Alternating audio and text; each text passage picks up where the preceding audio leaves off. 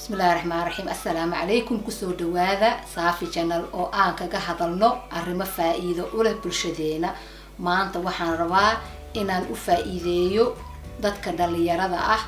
ee waxbarashada raba inay wax bartaan ee Soomaaliyeed maadaama wadankeena Ilaahay hibo u siiyay in ay dhalinyarada ku badan tahay hibadaas Ilaahayna siiyay inaan ka faa'iideysanaan rabaa maadaama maxay ahayto dadkii dhalinyarada ahaayay wadankeena ku noolaa shaqo la'aan iyo dhibaatooyin badan ay haysato qaarkood badihii ku dhamaadeen rajada wadanka ay waxbarasho iyo shaqo ay ka qabaan ay yar tahay waxaan rabaa inaan information aan helay aan idinla share gareeyo khaasatan dhalinyarada si ay uga faa'iideystaan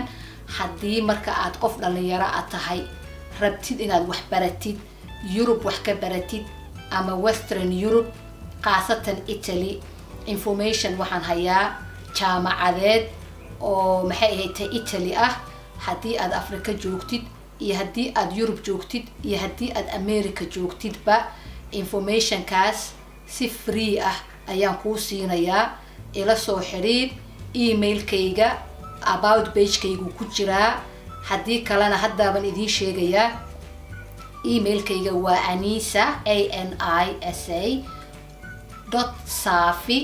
anisa.safi@gmail.com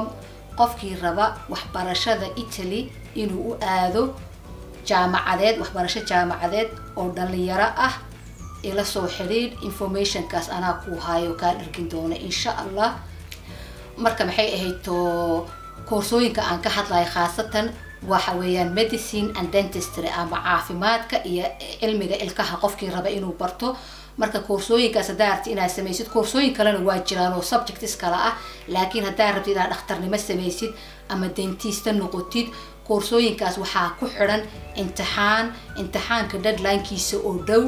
inaad register gareysid deadline-kaas sida badan bisha July ayay soo publish gareeyaan oo la register gareeyaa marka bisha July registration ka la sameeyaa imtixaankana waxa la galaa September dhexdhexaadkeeda la galaa jawaabtana 6 week gudahooda aad ku helaysaa October dhexdhexaadkeeda dhamaadka October Soomaa 1 month okay jawaabtana waxaad ku helaysaa October dhexdhexaadkeeda marka information kaas jaamacadda laakiin ogaada bilaash ma aha lacag waaye laakiin waa lacag ka jaban wadankan Ingiriiska especially dadka Ingiriiska ama Mareykanka joogo way idinka jabnaanaysaa marka maxay ahayto qofkii Afrika joogo waxaan u maleynayaa imtixaana la galaa dadka Afrika joogo waxaan u maleynayaa meesha idinku dhow imtixaankaas aad ku gali kartaan inay Dubai tahay maadaama aad dadka Afrika joogo waxay xisaabsanaan doonaan international student laakiin dadka Europe joogo waa European student marka categories ay leeyihiin shuruuday kala leeyihiin waxaas oo dhan ana idin sheegi doona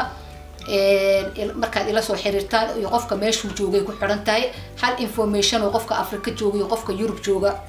khuseeyo ma aha waa kala duwan yihiin dadka meeshay joogaan ay ku kala xiran yihiin videogan marka haddaad jeclaysateen subscribe gareeya gambaleelkana riixa haddii maxay ahayto aad aragteen inaad maxay to